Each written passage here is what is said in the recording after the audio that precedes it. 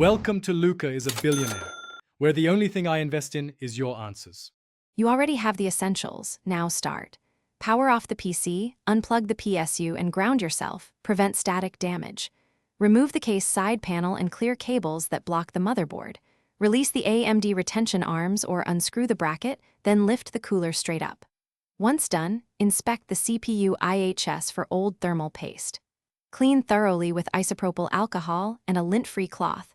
Make sure no fibers remain. This readies the socket. You'll apply thermal paste and mount the cooler now.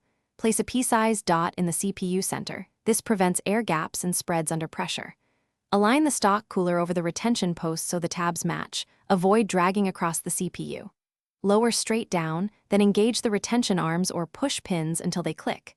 Tighten any screws in a cross pattern, quarter turns at a time, so pressure is even. Once mounted, connect the fan header to CPU FAN. You're in the final steps. Wrap it up. Reconnect the PSU and peripheral cables, replace the side panel, then power on and enter BIOS to confirm CPU fan RPM. Monitor temperatures in software. Stock coolers usually sit around mid-30s to 50 degrees C at idle depending on ambient.